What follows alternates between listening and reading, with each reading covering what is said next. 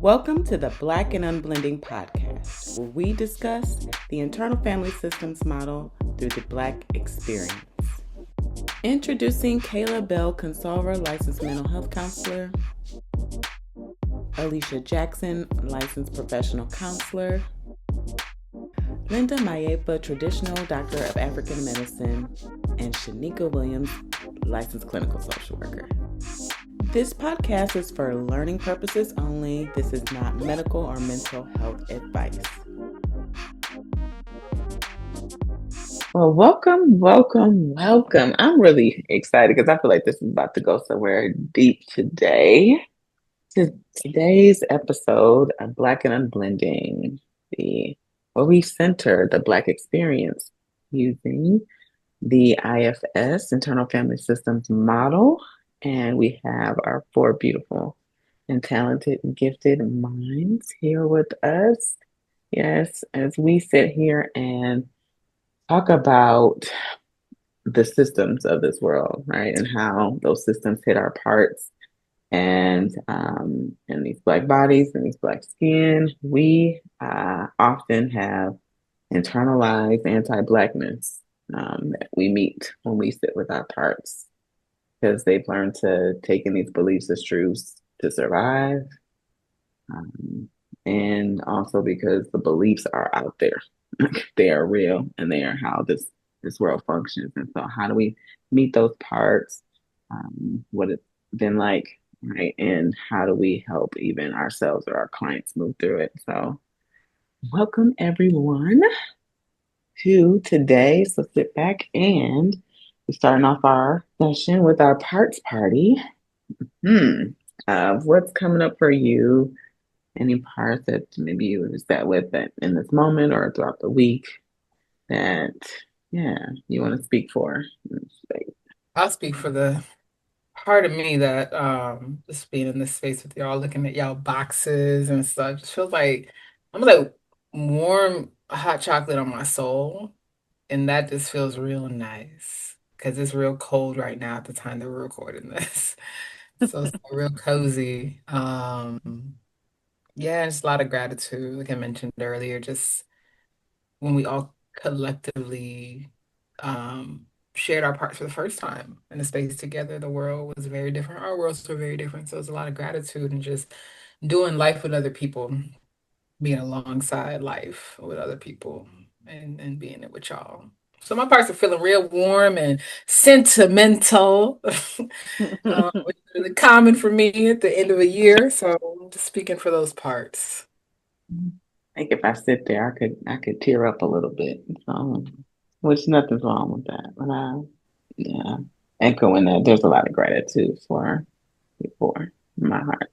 So I'm feeling that. I know in IFS like we say subgroup like me, feeling that. But that's, I appreciate you speaking for that, Kayla. That was yeah. Collective energy is it is a birthright, something that was stolen from us, and we see how beautiful it is when we just come together and support each other and build something beautiful. Yeah. All flowing. I'm still on the warm hot chocolate. Like I have parts that respond really well to like food and I love language and we're like, ooh, what does that feel like? It feels like this. Much gratitude, just being able to like see where we are now as opposed to where we were last year, where there's still so much happening in the world and parts still feel the heaviness but don't feel alone. And like the heaviness, being able to come to spaces like this. And then at the same time, I'm noticing parts bracing for this topic um, because there's so much that it's so much that there's just this awareness like how deep this really goes. And but also courage, like, we need to have these conversations in safe spaces. Um, But yeah, like I'm just noticing like there's parts that's like, oh, how's this gonna go? How deep we gonna go? And we're glad to be in this space to go deep. So I'm just noticing they're lingering around in this moment. Right. Yeah, for me, so I was having a whole parts party that I didn't fully understand why it was showing up. And, it came to me that there's the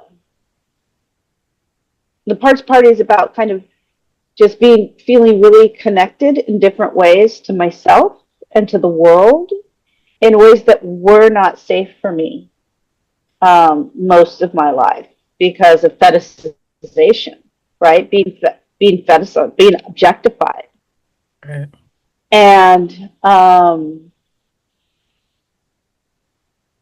yeah, it's a wondrous feeling to like really feel in connection with the depth and the richness of oneself, and a little overwhelming, honestly. As I've been thinking about it and as I'm talking about it, um, things are starting to settle into a broader understanding and comfort. Um, and it's really interesting because I didn't anticipate that our topic would pull up as much as it has, in the way that it has specifically.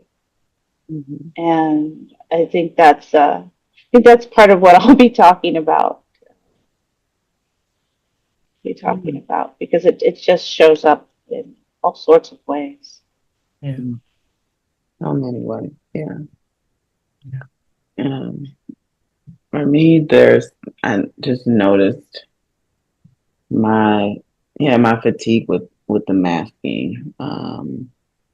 I know we talk about masking in the area of like neurodivergence more, and masking our blackness is like the real thing, and especially if you're a black neurodivergent person, for that, which I am, right?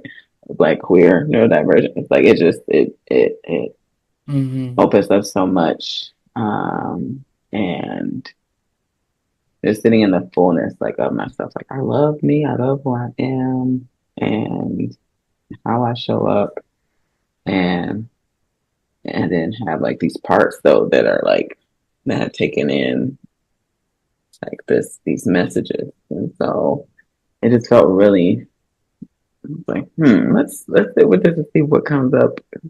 Mm-hmm. Let's get these, yeah, and I think as I'm naming this, though it feels right too. As I'm naming this, it's like I know I have parts that are tired of masking, and I just want to honor the ones who like have been masked.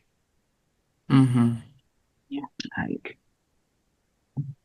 to don't say that because that might be too Yeah. much, make people uncomfortable, or just be quiet. Like Mm-hmm. yeah, so honoring both.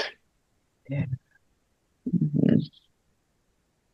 I Mhm. just saying, Alicia, there's a part of me that's like hearing Crystal's voice in my head of like not in shared company, just Mhm. so that's coming up for me even as we talk about this, the parts that are like not in shared company, because you never know how folks weaponize blackness, so So easily too. Yeah. so or try to It's perform a try to perform right. It's blackness is. Let's talk about how blackness is good for everybody else except for us, right? Other people could try on our blackness Yeah. except us. But No. like I know like there's a part here that's like how ridiculous and like what like Yes. Oh my gosh, yes. Hmm. Mm. I'm excited. I know we're gonna talk about internalized, but there's a part just wants to name. I hate this whole concept of inviting folks to the cookout. Like, what is that even? mm, We gotta talk about today. But that's that piece around. We said everybody gets to eat our food, come on in, not have to do the labor. They just get an mm-hmm, invitation. this to do Well, us. And mhm, we're expected to just be cool. I'll teach you the mhm, electric slide. I'll do this. Even mhm, if you're gonna go out of this space and harm me. mhm. Yeah. It doesn't take much to get that invitation. And I think that like I'm curious, right? Like what internalized anti-blackness that's connected to that. It doesn't take a lot of like, oh, if someone listens to an artist that's like, extra black, like a Kendrick Lamar or something, right? Like then, okay, oh yeah, you cool, you can come to the cookout, right? Or you wear your haircut, like, or your Yep. hair a certain way. Oh, you cool, like it doesn't take much. It's like, Mhm. which is like I Yeah. think maybe not to expect, right? That or like don't expect too much from people because you already know that, right? Mm-hmm. It's like that belief, like we know that people aren't going to show up for us in a way that's like going to fully see us and Mhm. experience us as a full, Right. like in our fullness. But hey, if you know how to do, boots on the ground, then you can come. Then you can come to the Exactly. cookout, right? Which Mm-hmm. it's already setting us up for a situation where, like again, someone's enjoying us but not fully seeing us. Mm-hmm. And how quickly we get discarded when they're done. I think Absolutely. about Miley Cyrus, that whole thing, Oh, Travis Kelce, Post Malone. Mm-hmm. What's the other one who did that song with Chris Brown? And I forgot his name. mm, mm, But there's a lot. Mm-hmm. mm, yeah, MGK. the Mm-hmm. access to like the access and to blackness or being the proximity to blackness, but Mm-hmm. having all the privilege of right of not being. Hmm. So Mm-hmm. um yeah, because if that was right, if we use an example that was a black artist that used in Miley Cyrus that like did all the things that she did during that era. I'm wondering what the talk of like the podcast of that day would have been Mm. around her behavior if Mm-hmm. um yeah if that was a black artist that was doing that. But Mm-hmm. yeah, I'm curious um what what are some because we I think when we first named this, and I was like, "Oh, this would be a good topic for today." I had to like use the Google machine to help me out to see. Right, I'm a little No, no I'm a little shade. We old. love it. I'm a little old, so I said the Google machine to help me with Oh, getting like some concrete examples, right, of anti-blackness Mm-hmm. to really have yeah. like I think an in-depth conversation about it, and so there's areas of like parents, beauty, language, and expression. We know behavior and respectability, which that could Mm-hmm. relationships and community, achievement and worth, parenting, socialization, emotional and psychological, and then talk about the emotional and psychological impact of that, which I think Hmm. is where we're talking about, which is the shame and anger and Mm-hmm. pain connected to, and often the suffering that comes from. Um, what are some examples that maybe even like you've confronted from your own like internalized right, anti-blackness that you're confronting or have confronted or things that you've seen in your work in Hmm. your time and while you're sitting with that too I think it feels it Mm-hmm. feels right for me to name too like I have parts that were like I want to do this podcast and we're going to be extra black, right? Talking about IFS, like, right? So I had the part that was like, oh no, how are people going to receive this? All Mm-hmm. right, which is just it's like another example, right? Of that, like I don't want to be too like I don't want to be too honest. I don't want to like how's that going to make somebody feel because Mm-hmm. how um, white people have been conditioned just to be comfortable. So if we invite them, like having this conversation is inviting them to be uncomfortable. Mm-hmm. But then that's the internalized piece there is that we inherently make Black people uncomfortable. We are the Hmm. thing instead Yeah. of the comfort the thing, right? Mm-hmm. Mm. Hmm. Mm-hmm. Right. Like Yeah. we're the ones causing the Right. distress.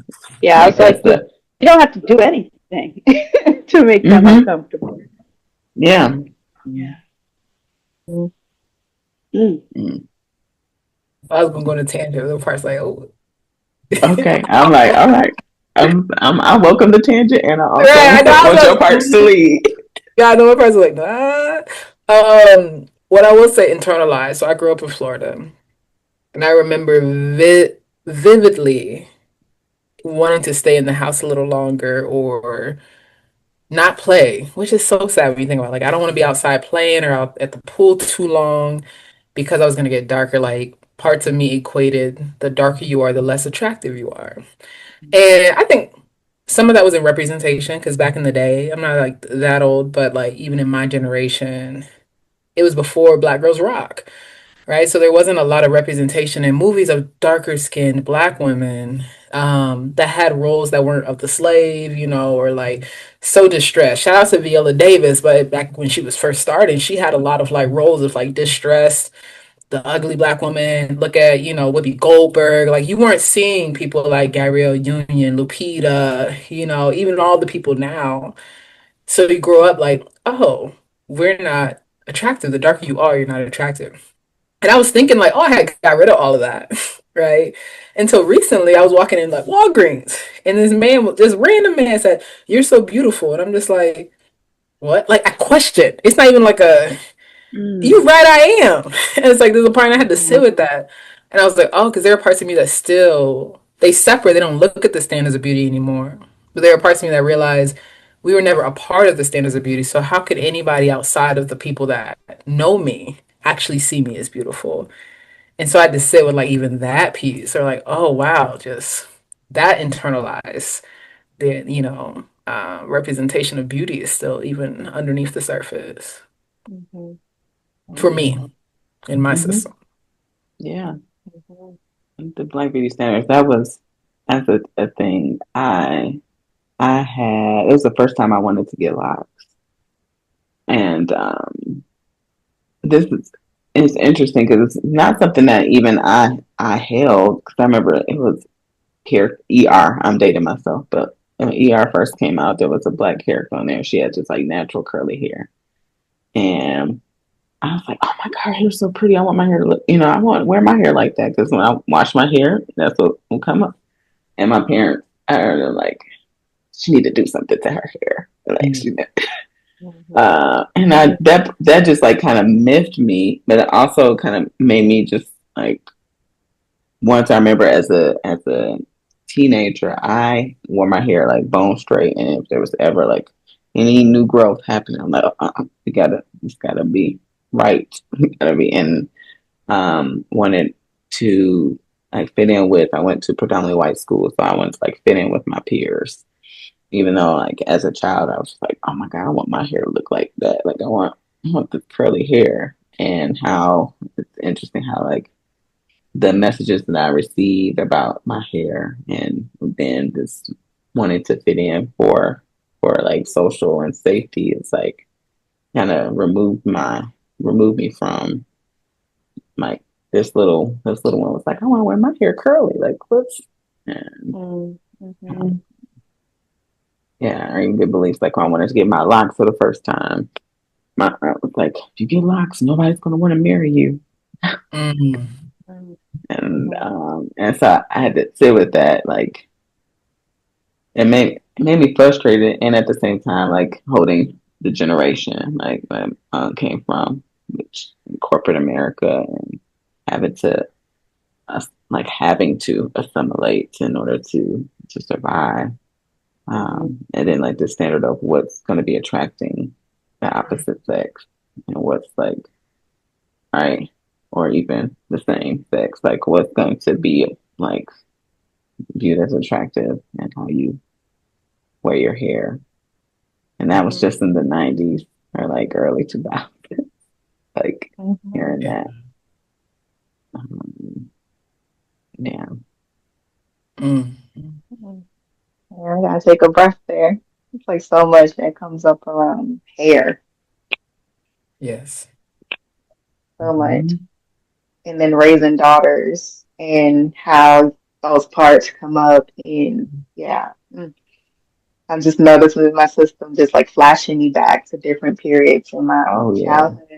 And then also flashing me to moments now where how that can show up, and raising daughters and hey, do something with your head and yeah, Yeah.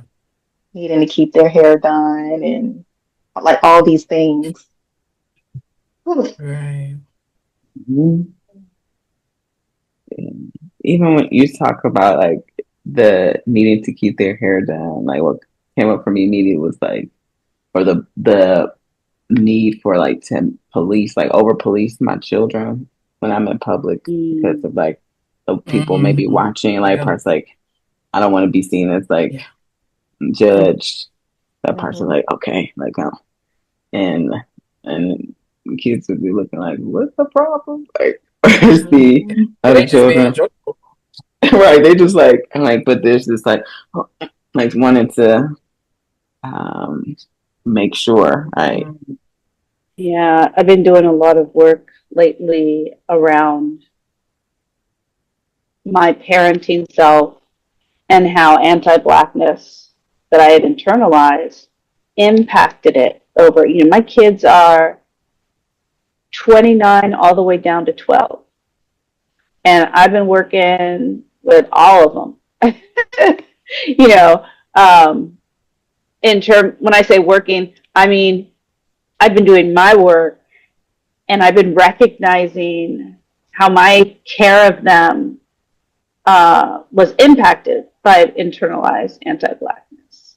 Mhm. And then I'm going and relating to them in the ways I wish I had related to them, as appropriate, of course, to their age. Mhm. And we're just in a dynamic, each of us, that's just really full of love and examples of some of the healing that's happened individually, but also there's collective healing, right? There's collective healing that's happening, and a lot of it has to do with personal care, like how to take care of your hair, how to take care of your skin, and things like that. And you know what we watch on TV, while I'm combing my kids' hair, or we're just hanging out. Um, I think there's an enormous amount of collective work that's a part of our internalized anti-Blackness, both in enforcing it as well as um, healing it. And I think it's important. I don't know that this is not an area I look into more broadly. I don't know if anyone else is aware of anybody talking about that work of the Mhm. collective and the individual, um, work on I don't want to say confronting, healing Mhm. internalized anti-Blackness, but I would love to hear more about it because it's a really, for me, that's how I really tapped in, was Yeah. recognizing that I wasn't alone in having these conversations with myself and with my children, in a larger extent. Mm. That's a good question, Lita. When you were talking I don't know if I can't recall, I haven't read it in a few years, but Post-Traumatic Slave Syndrome by Dr. Joy DeGruy, Mm. there's a chapter, it was a hard chapter to read, but it was a chapter on like something around slavery children or children of slavery. And it didn't hit on like the internalized that I remember, but it did talk about how this came to be. And so even when y'all were sharing, it was, just reminded me like even when she talked in the chapter about um especially the burden on Black women when, the children could be ripped away, and felt so deeply responsible for making sure that they were seen as good enough, not too good, but good enough, not too Mm-hmm. dependent, but dependent enough, just so that way they wouldn't get taken, and not to be too attached, right? Even with your children, because you don't want, the slave owner to see that. So just Mm-hmm. all these nuances that come in that like almost like the recipe for internalized Mm-hmm. oppression. So Mm-hmm. that's what comes to my mind. It's yeah, it's like what you're naming or what the book is really naming. Like, okay, yeah, um, slavery was like uh, abolished, right? It was, and this impact, generational impact that it's had on our DNA and Mm-hmm. our framework, our protective framework, um, is still like ever present. Mm-hmm. I think too, like it feels like oftentimes I know for me, I speak for my parts, like sometimes my parts have like this, like marriage to like this, like suffering to get or working extra hard to get instead of just like being and receiving, Mm-hmm. like being worthy to receive, Mm. right? Mm-hmm. Like, um, Oof. You yeah. hit something there. Mm-hmm. I just go, let it milk, marinate a little bit. Mm-hmm. Woo!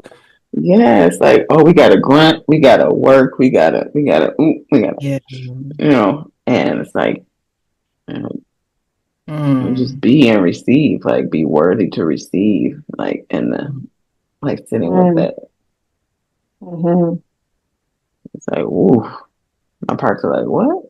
Like, oftentimes, like we don't have to do anything. We don't have to jump through hoops. We don't have to. That It's, don't make sense in my system either. I'm sitting here just like, what? Like my parts are like that's nervous. What you mean? Like just wait and see if yeah, people gonna show you. And See? or privilege. Oh, you're Yeah, ooh, privileged, no, right? ooh. That shows up They, like ooh. in how. Whoa, there's grief. Yeah. You're hitting on something because what's coming up in my system is because I'm looking in my world, like at a lot of different places, like the waiting. It's almost like everyone has internalized this oppression around, even say Black womanhood. I want to hit even more specifically in this space because other folks are so dependent. It's almost like they've internalized helplessness, learned helplessness. mhm, So when we pause, their systems get it's like they can't even naturally. Many can't naturally just give because when we pause, when we stop working, the system that has kept us oppressed also stops functioning right. Mm, So folks start wilding out. What do you mean you can't do this? Well, I have to offer, like, it's almost like they have to re-update their system to not depend so much. Um, and then ask you, how can we help you? Which then sends this, in my system, in my parts, feels like it sends the same message that I still have to educate you on how to help me. That sounds like labor. I can't just receive, like, I actually got to, like, sit and write down the recipe so you know how to cook. You can't just, like, mm, go and cook and bring me a meal. So that's what comes up is like there's a I don't know what the word is. My at least my part saying like invited me to think of it right now, but there's something with that mhm, around internalized. You don't just get to receive the goodness without any labor mm, as an adult, at least yeah, mhm, yeah, as a Black woman for sure. yeah. mm. And what can show up in your system when you have done some work so that your kids have a different experience, but how it can still land on your system where it's like y'all not doing, yeah, like y'all haven't earned that, right? Mhm. Oh, Parts that that's. show up there and needing to catch yourself where it's just like, where is that coming from? Mm-hmm. Right? Mm. Mm-hmm. And then how do you navigate it? Because it can catch you off guard. And then when you do catch, you're like, what? Why am I responding this way? They like they didn't even do anything, right, to warrant this response, but so much comes up around like needing to work in order to receive. And even when you work, when you receive, like for me, sometimes it's hard for me to take in the emotions Mm-hmm. around it. It's like, okay, well, yeah, I did that. Check it off the block. I'm moving on. Mm-hmm. And slowing down what that can bring up. Like, how do I sit with this accomplishment? Um, and that's something I'm still unpacking because I can easily bypass, the things that I do accomplish. Yeah. Mm-hmm. Yeah, you were talking to nigga, the first thing coming in my head was like twice as hard. That's it. Yes. Mm-hmm. Twice as hard for half as much, right? Mm-hmm. And then what Yes. Angela Bassett say in that episode on Master of None, she said, "You a black woman, so it's 3 times as hard." Ooh, God Mm-hmm. dang. All right. I felt that all over. Mm. But also not even that. Don't shine too bright because then you become a threat. Mm-hmm. Mm-hmm. And then all that gets internalized and digested, right? You Yeah, got to be can't humble. shine. Gotta be Got to humble. be Oh, humble. Right. be Yeah, confident. Mm-hmm. Not too confident. Right? Oh my God. The labor. People the are jumping at me like, look, make it stop. Mm-hmm. All woo passed Yeah. down though. Physically exhausting. Yeah. Mm. Mm. How can Oh, you and that's just a be with one all sentence the situation. yeah? Like how can you be with all of that, right? Like how can a black child be if you're like I can't be this, but I can't be that. Like I can't be Mm-hmm. this, and I can't be that. So okay, right? Mm-hmm. Like Mm. That goes back to what you said earlier, Alicia, is that the masking, something gets masked. Mm-hmm. And yeah, unfortunately, it's our proximity to blackness. Whatever way we Ooh. learn that to be, something will get masked. Mm-hmm. ooh, That's where Ooh. that whole proper voice, that whole get your voice on comes in. You get an A, but don't be too loud about it. Right? Mm-hmm. Mm. man, the proper voice. Mm-hmm. Mm. That's a Even when you challenge. do get the A and you like, looking for that praise from your parent, well, that's what you're supposed to get. Yeah. Right. It's, You had it okay. in you the whole time. We knew this. Right. You know your ABC. I mean, you know all these rap lyrics and stuff. You should know your ABC. That's what you're Oh, supposed to get. ever trans, that only makes no sense. Why gotta be rap music? Why can't it be country? Internalized blackness, right there. Come on now. Yes. Wait. Can we go back to that statement about proximity to blackness because that hit so hard and Mm-hmm. it's huge. Do you mind talking about that some more or just repeating yourself, Kayla? Mm, let me bring the words back to me. Um, when we think about the idea when Alicia was talking about how you learn, you can't do this, you can't do that. Like as a child, what do? Is, our parts are going to make sure we feel safe and secure. So we mask. And often we're going to mask the thing that's most vulnerable to harm, which is our proximity to blackness. And Mm-hmm. so I even think about it too, like, what do I even wear to work? You know, Mm. how do I do my hair? I'm better now because I have a hairstylist, but before, like, how do I do my hair? How do I talk? How do I Mm-hmm. posture myself when I'm in predominantly white spaces? It's almost like there's a masking, which can be, parts are helpful. They're like trying to like preserve your blackness, but by doing so, it also reduces your access to your blackness in those spaces because of what might happen to you.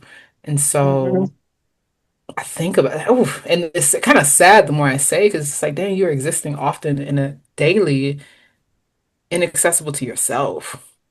Mm-hmm. Yes. Mm. And you like that don't oof. Um Because I remember there were times I'm looking around, especially when DEI was getting real hot and heavy, and I see a bunch of folks, especially white folks with protect Black women stickers and Black Lives Matter like stickers all around. But if you unmask just like 10%, they start moving a little different. They get a little scared. You start all of a sudden you're attacking them. You're like, I'm Mm-hmm. supposed to, I was trying to be allied to you. It's like, so they, I see for me, it's like the part's like, oh, you can't even handle a little bit. Mm-hmm. And there's not enough of us in the space where I can bounce off of you. Mm-hmm.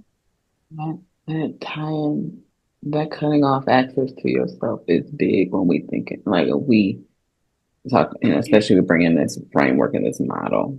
Like if we Mm-hmm. cutting off access to who we really are, and then we don't want to even bring it like, and then like our ancestors, right? That can come in and really Mm-hmm. just like that. That's such a, and it's a. I think Kayla, that's you were with me in the emotional neglect. Yes. Um, there was an emotional neglect Mm. workshop at the IFS conference, and what I was sitting with was like, okay, and the person who presented, she was like, I'm a white woman, and I work mostly with white clients, so this is the framework we're working in. So just letting you know. So then my brain is like systemic emotional neglect. Like, what does Ooh. that look like, Mm-hmm. right? And that is what I'm hearing, like systemic. Like you have to cut off your identity, like your. We're saying we are the medicine. You're cutting off your access to your own healing resource and your lineage to to survive. What? Mm. Right. Mm-hmm. That's what all that fast. That's what all that react is exactly meant to do. Mhm. Mm-hmm. Oh my God. So I'm gonna say something. It's in my system and see how it lands on y'all. It's almost like that's the pervasiveness of genocide, Mm-hmm. Mm-hmm. not just the Mm, physical bodies, but even our spiritual connection with ourselves. We lose Yeah, that. We correct. eradicate that. And Mm-hmm. that's what, anti-blackness never like the language, it never like hit fully the way it is. It's like almost like BIPOC. It's one of those words that's in the inclusion spaces. But that's what it really feels like, internal genocide. Mm-hmm. oh, Because it's mass produced, right? This isn't just an individual experience. It's constructed by a society that wants to get rid of it. And what better way to get rid of it than to have you actively get rid of yourself? Mm. Oh, it's like I bringing don't know how to tears explain it, up. y'all. That was Yeah, happening in my body. oh my bringing goodness. tears up. It's almost like, how when you get sick and you have like, cells or Yeah. viruses attack what is healthy. Hmm. Like, just like I feel that in my bones, like being cut off from yourself. And then when you go searching for yourself, how it can be reinforced because you get messages, well, why are you bringing up the past? Right? Focus, like, just need to focus on moving forward. But how do you move forward when you're not connected, like, to yourself and you're just trying to exist? But Hmm. it's like, trying to be present, but you're not present. And the grief that shows up around that. I'll make a little jokey joke, but that's how whiteness moves, Hmm. Hmm. right? Why are we talking about whiteness right now? Hmm. And I think that there's something, I'm like, internal genocide? I'm not sure how internal it is, cutting people off from their culture, from their spirituality, Hmm. morally injuring them Yeah. in deep ways, literally physically killing them. Yeah. Like, I'm going to be Googling because I know there's a couple different definitions, Hmm. different Hmm. criteria around genocide. Hmm. There's connections to the ancestors that persist throughout the African diaspora, which cannot be denied, because that's who we are. Yeah. Yeah. There's connections to the land that persist. Right. The foods we eat, the connections, see what's happening with the Gully Geechee at this time where they're trying to dispossess them of land.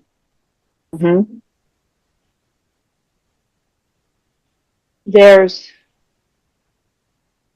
things which are ours, which they attempt to take from us in any way possible. Right. Even enlisting, try to teach us that things that will harm us are good for us. And I think the more that we say no to that, the more that we embrace who we are as ourselves and collectively, because things have changed, right? There's a lot of talk about what things were like in the past, what things are like now, but not a lot of talk about how the tools that allowed so many to survive to the present. This is so IFS.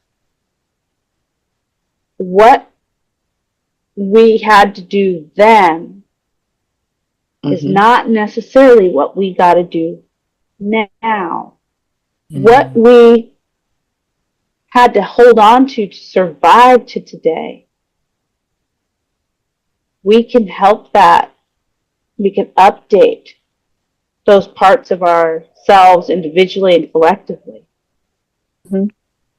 And choose what we want to do next. Tap into that part of ourselves that can feel what it is that's most truly ourselves and most truly what's aligned with us and what's for us. And yeah, I don't know how I got here, but I'm grateful. I'm grateful for everything that y'all said. I think maybe the ancestors came and took me on a ride here. But yeah, I see such a through line behind the atrocities of the past and how we've survived them in so many different places in the world. Yeah. And how we're able to address that today, that we have that opportunity today, that in this podcast, we can show a way of being that allows us to choose different. Yeah.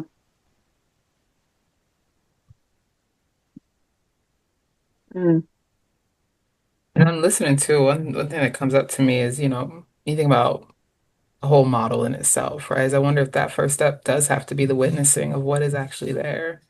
Yeah. And all of the parts got to be ready to have a new way of doing things.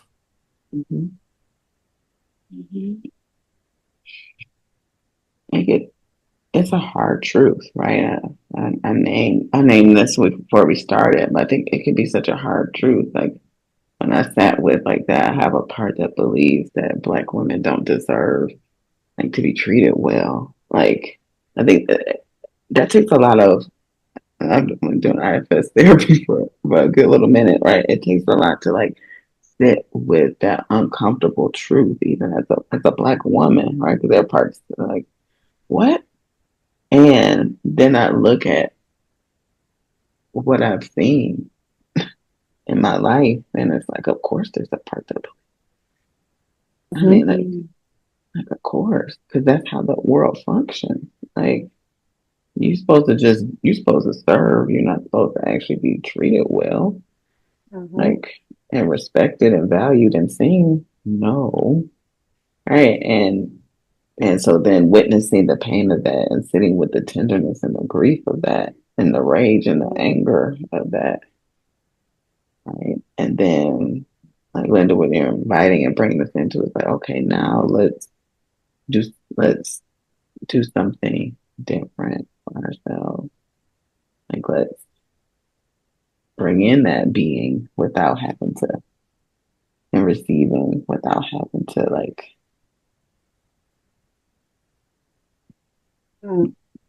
minimize yourself or dumb yourself down or to put in extra work. What was coming up to me when you were sharing that, Alicia, is even bringing in the ancestors that didn't get to, uh, so they can be held. It's not even just the part. It's like, oof, can we bring all that energy? Yes. Right. How far back does this wound go? Because I think this is some of like Tamila's work, with like bringing in the ancestors, like the burdens, like let me pass it all the way back. How far does this really go? Um, so even as you were speaking, I was like, who would I bring in? You know, who else needs to come around so we can like release this together? Which I think goes to the piece that Linda was talking about. Because then if you can release it together, you can also access the resources together. Yeah.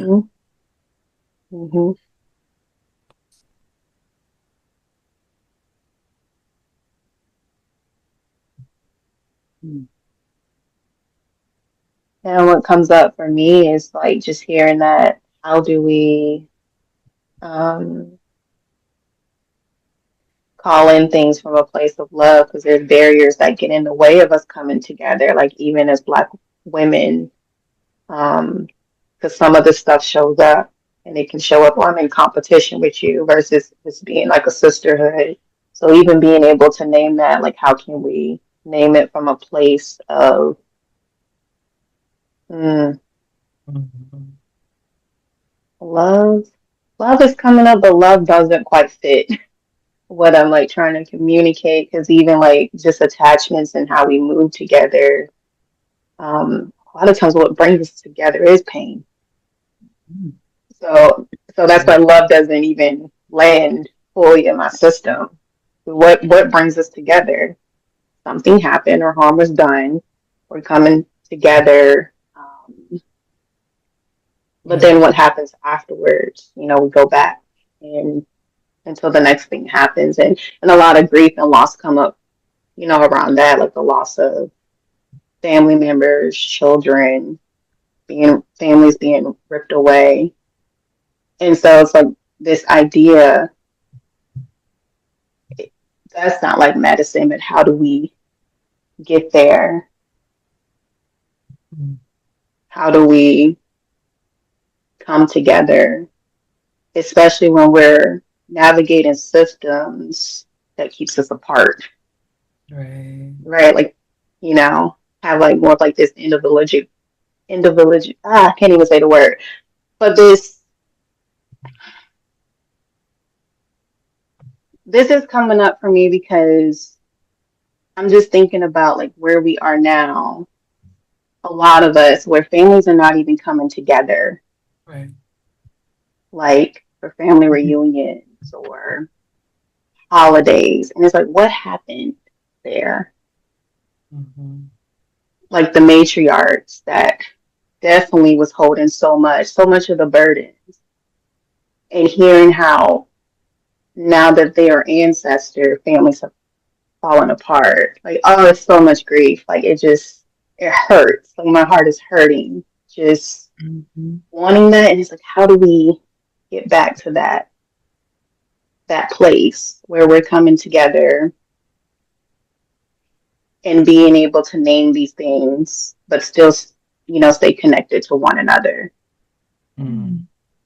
You were Actually, when you were mentioning like love, and like this word doesn't feel, doesn't land. What came up for me was like just authenticity, Mm. like just being real and open with each other. Right? If even if you like Yeah. sense like, like, because we are holding like this stuff that we didn't ask Mhm. to be holding. That's not ours. We're holding it, and so if we connect with each other, it's going to show up. It's going to show up. And so how can we like be real and stay connected with each other as this stuff shows up and knowing like Mhm. this is the stuff, but this is not how I'm seeing you or I'm holding you, but this stuff is like here. And Mhm. like how can we do that? And Mhm. yeah. Now that lands really well because it's like when this stuff shows up, that's what we don't want to feel, and at least the Yeah, disconnection we where don't I'm want to not like going to be in relationship with you because I don't like what that brings up in my system. Right? If I'm going to cut it off, even though it's still there. So now that lands really well. yeah, yeah.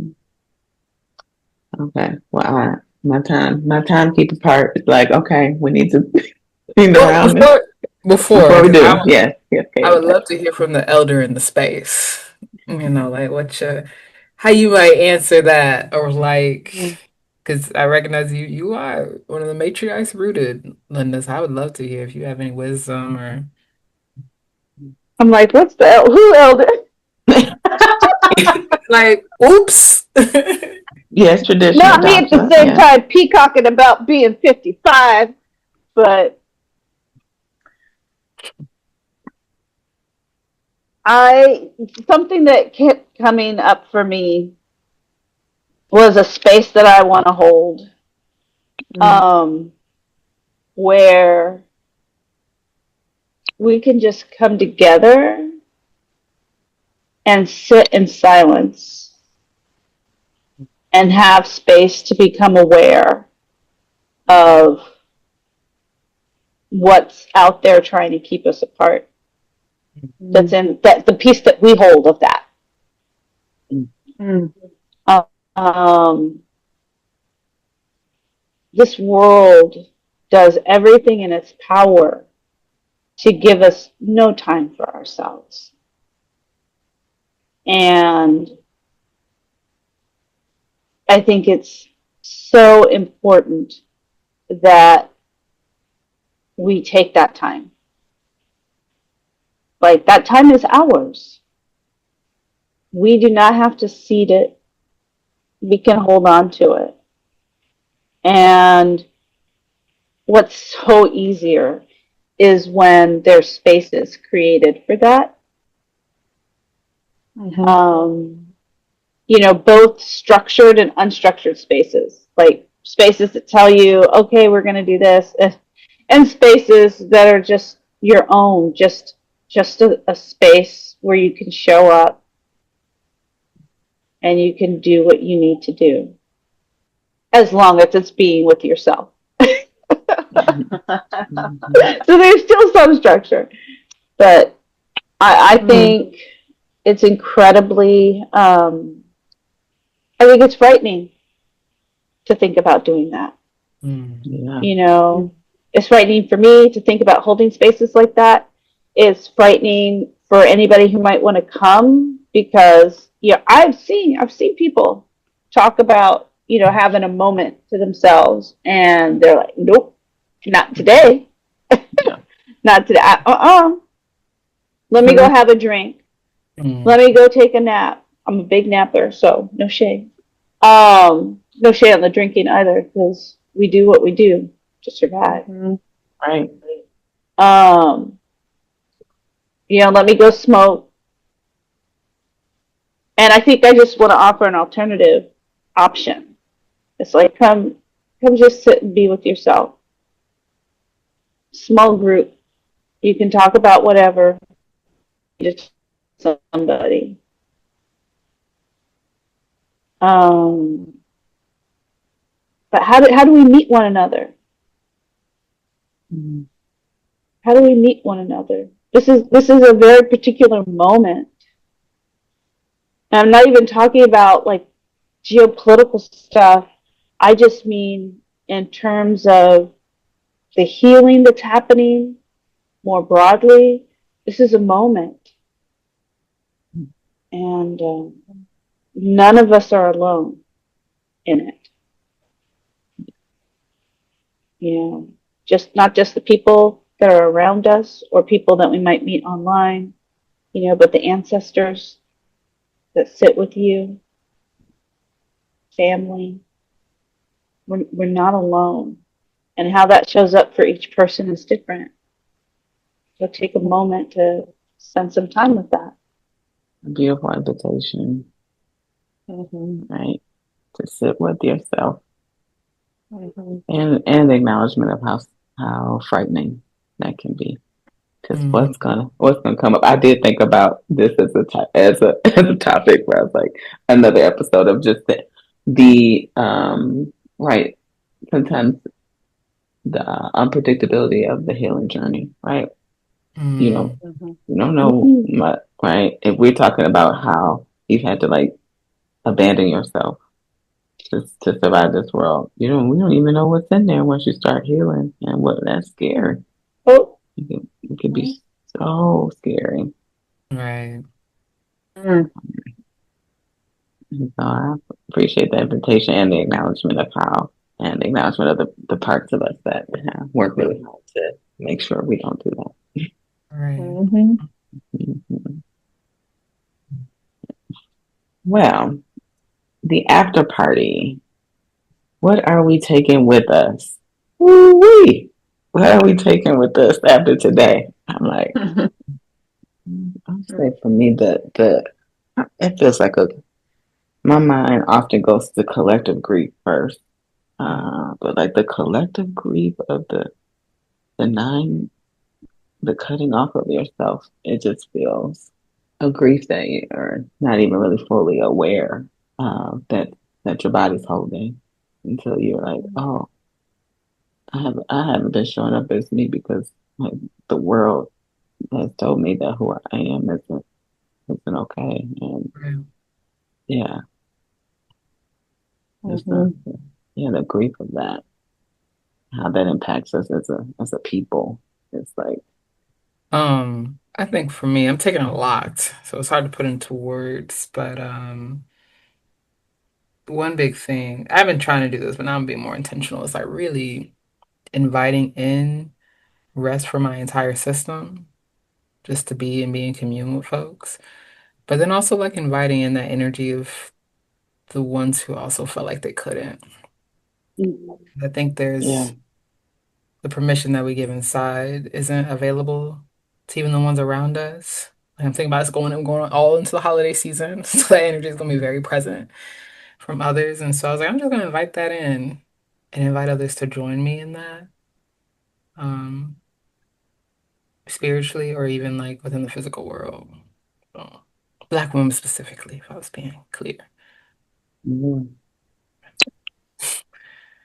I'll say it is hard to put into words because there's so much like richness, authenticity, and what was shared today. But what is sticking with me is noticing when I am able to sit with myself, I feel more regulated, stable, things are going well. But when things are happening in my world, it's like so difficult to sit with myself. So sitting with my protectors, these parts that show up around that, like starting there, that's where I'm feeling that pull. Like, why do we like knowing that we're tired, but we'll just continue to add things on? Like, what are we trying to not sit with? Um, yeah, I'm curious to see what will come up and fighting at the same time. Like, so just holding those two, like, girl, do you want to go in there? All right, we'll see. And then a part of me is like, okay, this is the manager making plans. We ain't following through. But yeah, inviting and sitting with myself, all these parts that are showing up and wanting to put intention and be in that intention. Yeah, because I just want to breathe. There's parts of me that just want to breathe. Yeah, that feels complete. Mm. I'm just taken away the idea of a Black person's proximity to Blackness, of actually the Black gaze Yeah. on proximity to Blackness. Like, I don't know who these other people are, but what I'm thinking about, yeah, is Blackness and my relationship to it and our collective relationship to it. And it's funny how just the right words really help something coalesce into something powerful. Because this is a conversation that's been happening. It's a conversation that's been going on, and yet it's been in pieces and in parts. And yeah, I'd love to see a collective conversation about this. And I think, what we've been talking about and writing about to one another, I think it's a great continuation of the story of who we are and where we're going and what we're going to do. Well, I want to thank you three for joining with me in this conversation. I got so much good nuggets that I've been sitting and writing. I'm like, Black person's proximity to Blackness. Hold on, like what? And then my part, yeah. So I just appreciate one, your heart and your humanity and the wisdom that was shared here in this space. And I got parts that are getting sentimental. Is how much care I have for you all. Yeah, and for the listeners too, for leaning in with us on this conversation of internalized anti-Blackness and how we meet our parts and can collectively acknowledge our own humanity and our Blackness and our proximity to it and our access to it. Yes. And until next time, does that feel complete to everyone? Period. That feels complete. Thank you so much for listening to the Black and Unblending podcast. Be sure to like and subscribe and follow us on all social media platforms. See you next time. Take care. Peace.